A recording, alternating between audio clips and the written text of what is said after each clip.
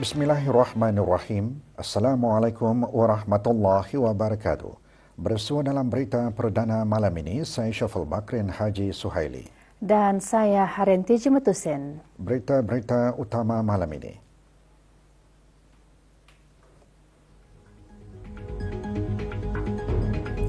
Majlis Doa Selamat dan Kesyukuran bagi Istiadat Bersiram Yang Amat Mulia Pengira Anak Isteri Pangeran Rabiatul Adawiyah diadakan di Istana Nurul Iman.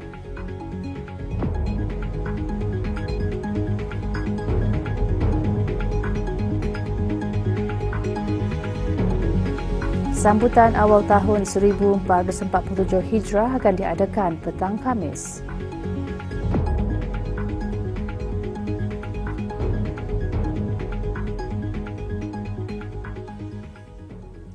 Majlis Doa Selamat dan Kesyukuran bagi Istiadat Bersiram Yang Amat Mulia Pengira Anak Isteri Pangeran Rabiatul Adawiyah binti Pangeran Haji Bolkiah diadakan petang tadi di Istana Nurul Iman.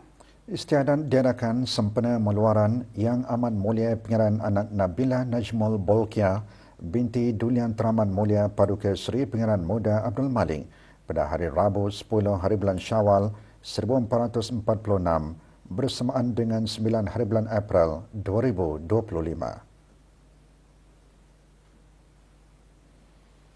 Majlis berlangsung di hadapan Yang Amat Mulia Pangeran Lele Cetera Saibun Najabah Pangeran Anak Haji Abdul Aziz bin Pangeran Jaya Negara Pangeran Haji Abu Bakar.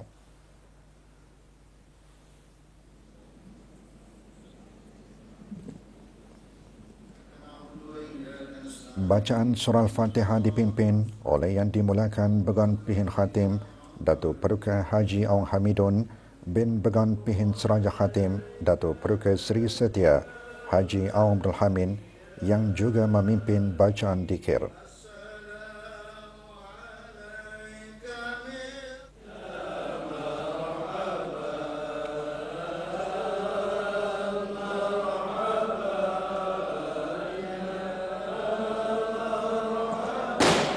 Tujuh-belas das tembakan Maryam dilepaskan di pekarangan Istana Nurul Iman.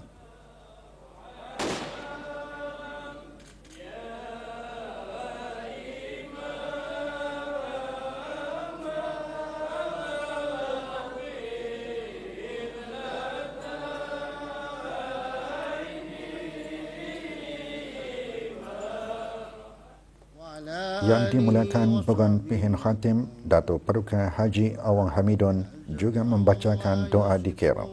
Wassalamun alal mursalin walhamdulillahi rabbil alamin. Doa selamat dan kesyukuran dibacakan oleh Yang Berhormat Pihin Orang Kaya Paduka Seri Utama Datuk Paduka Seri Setia Haji Awang Salim bin Haji Besar.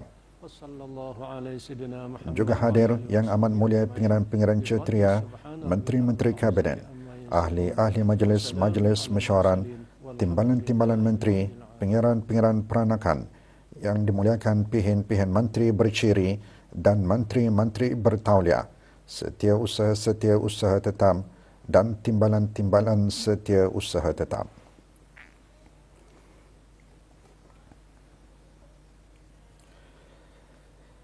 Negara Brunei Darussalam akan menyambut ketibaan awal tahun 1447 Hijrah dengan majlis bacaan doa akhir tahun dan awal tahun peringkat negara pada Khamis malam Jumaat 26 Jun. Bagi memastikan kelancaran majlis itu nanti, ramtai penuh diadakan pagi tadi di Jamiah Seri Hasanul Bolkiah, Kampung Kiarong. Hadir Yang Berhormat Perdana Datuk Raja Major Jeneral Bersara Datuk Paduka Seri Awang Haji Halbi bin Haji Muhammad Yusof, Menteri di Jabatan Perdana Menteri dan Menteri Pertahanan kedua, Yang Berhormat Datuk Seri Setia Awang Haji Ahmadin bin Haji Abdul Rahman, Menteri Hal Dalam Negeri, Yang Berhormat Datuk Seri Setia Dr. Awang Haji Abdul Manaf bin Haji Metusin, Menteri Sumber-Sumber Utama dan Pelancongan dan Pangeran Datuk Seri Paduka Haji Muhammad Tashim bin Pangeran Haji Hassan, Pemangku Menteri Hal Ehwal Agama.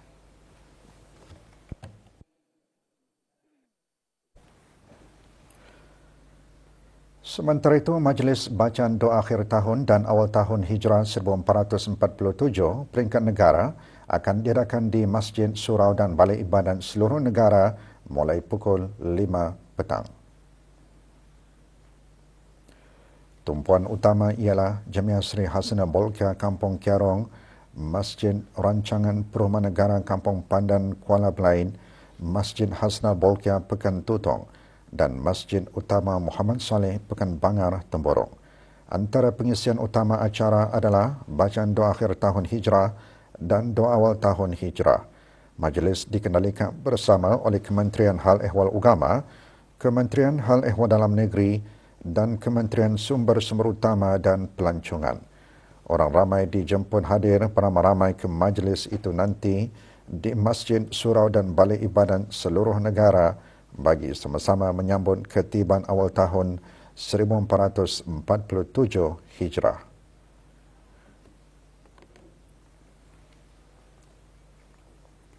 Negara komited kepada mewartakan sekurang-kurangnya 55% kawasannya sebagai hutan simpan. Ikuti bahan beritanya selepas ini bersama dengan bahan berita lainnya.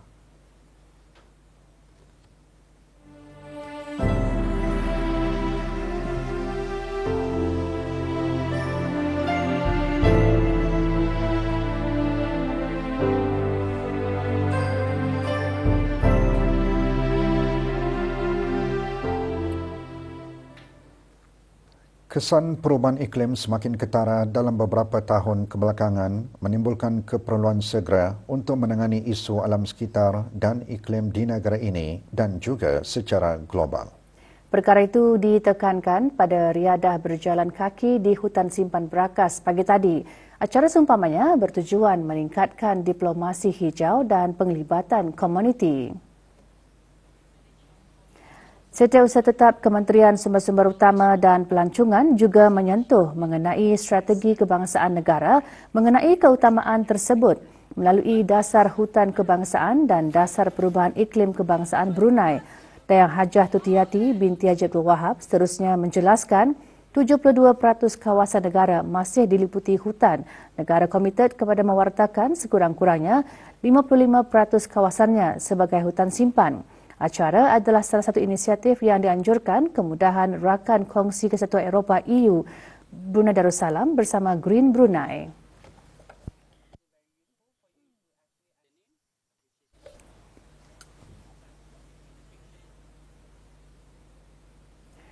Pusat Standard dan Akreditasi Brunei Darussalam PSABD, Kementerian Kewangan dan Ekonomi mengadakan bengkel kesedaran ISO yang memberikan tumpuan kepada dua standard antarabangsa utama iaitu ISO 45001-2018 Sistem Pengurusan Keselamatan dan Kesihatan Pekerjaan dan ISO 14064 Pelepasan dan Penyingkiran Gas Rumah Hijau. Bengkel diadakan di bangunan DNT Kampung Anggrek Desa.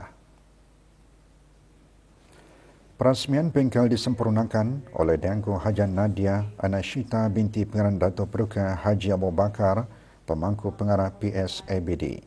Bengkel merupakan sebahagian daripada usaha berterusan untuk meningkatkan kesedaran awam, membina keupayaan institusi dan menyokong aspirasi yang digariskan dalam Wawasan Brunei 2035 dan Brunei Darussalam Economic Blueprint.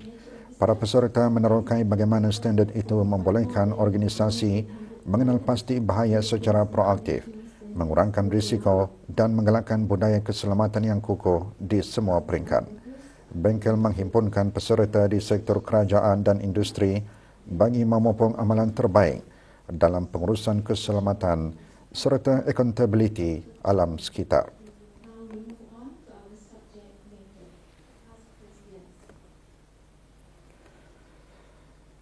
Kementerian Sumber-Sumber Utama dan Pelancongan melalui Jabatan Pertanian dan Agri Makanan mengupayakan program pendedahan belia-belia yang berpotensi untuk menceburi bidang pertanian berteknologi tinggi kali ke-10. Perasmiannya berlangsung pagi tadi di Pusat Perkhidmatan dan Latihan Lepas Tuai Tungku.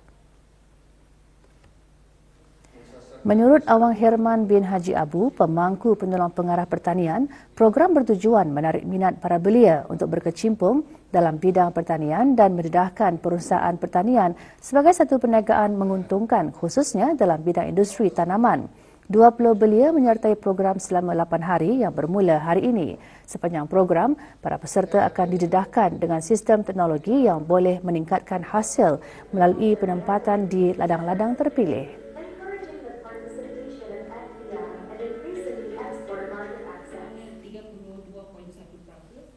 8 ketua kampung yang baru dilantik bagi beberapa kawasan di Mukim Kuala Blain, Mukim Seria dan Mukim Liang menerima sijil masing-masing. Majlis diadakan di Pejabat Daerah Blain. Penyampaian sijil disempurnakan oleh Awang Haji Amirul Hafizin bin Haji Muhammad, pemangku pegawai daerah Blain.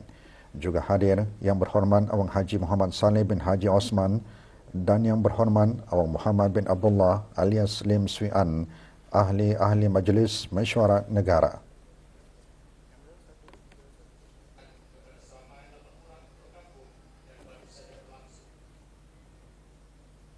Lebih 30 peserta terdiri daripada para belia daerah Blain menerima sijil penyertaan bengkel guling tangan yang berakhir petang kemarin. Majlis diadakan di Dewan Serbaguna Kampung Sungai Mau, daerah Blain.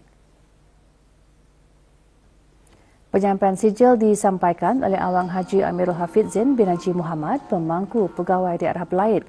Bengkel anjuran Majlis Perundingan Kampung Bukit Sawat dengan kerjasama Jabatan Daerah Blain bertujuan mendedahkan belia mengenali alat tradisional dan jenis gendang masyarakat dusun.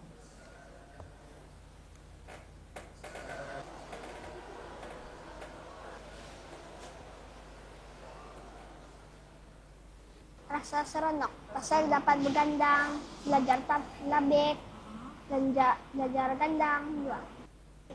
Kami belajar macam mana bergandang, macam mana perform 8 orang. Kalau di rumah banyak kali, tapi kalau perform 8 orang sekali. Kampung Bukit Panggal, Kampung Luagan Dudong, Kampung Maraburong dan kawasan Batu 18 kemungkinan mengalami tekanan air rendah, terutama kawasan tanah tinggi berikutan kerja-kerja penyucian tangki air Bukit Durian. Kerja-kerja akan dilaksanakan pada 25 Jun bermula 8.30 pagi. Sebarang permohonan bekalan tangki air, hubungi talian Darussalam 123. Kerja-kerja penyucian juga akan dilaksanakan pada tangki Sum Sultan Flying pada 25 Jun bermula 9 pagi. Kawasan yang terlibat Pangkalan Tentera Udara Diraja Brunei, Pejabat Penerbangan ke bawah Duli Maha Mulia dan kawasan sekitarnya. Kerja-kerja penyucian turut dijalankan di tangki air Kilanas nombor 1. Kerja akan dilaksanakan pada 25 Jun bermula 9 pagi. Kawasan yang terlibat seperti yang tertera.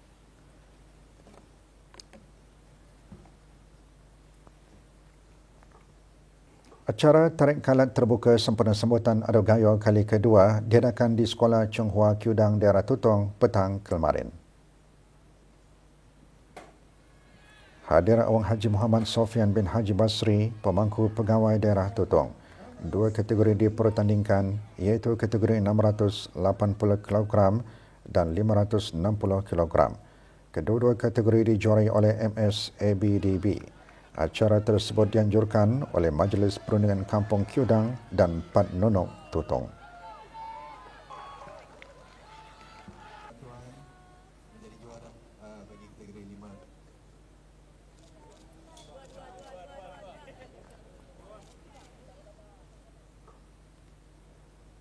Pasukan Permata Hijau A muncul juara di kejohanan Liga Sepak Takraw Remaja bawah 23 tahun sempena Hari Kebangsaan ke-41.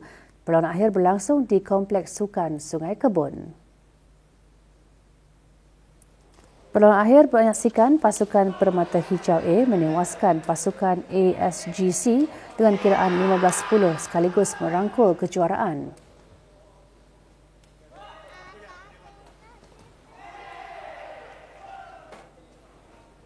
Penyampaian hadiah disempurnakan oleh Awang Haji Muhammad Noor bin Haji Hamid, Naib Mandi Pertua Persatuan Sepak Takraw Brunei Darussalam Pesta Baru.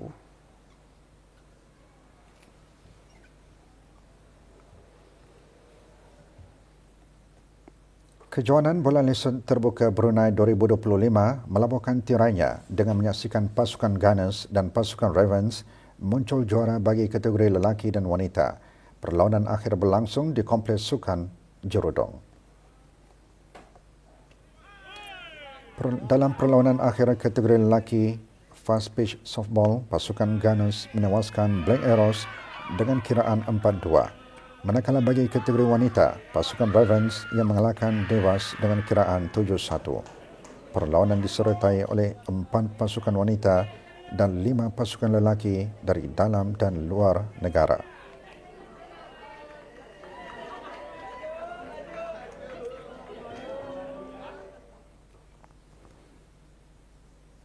Bola keranjang Piala UC 1000 diteruskan lagi semalam dengan 2 perlawanan. Kejuaraan berlangsung di Batu Bersurat, Gadong.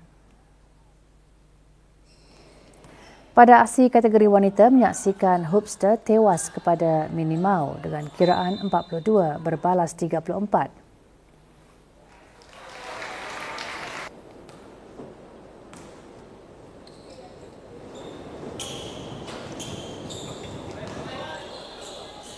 Sementara itu, perlawanan kategori lelaki pula menyaksikan pasukan Karcare menang bergaya ke atas B United dengan kiraan 94 berbalas 60.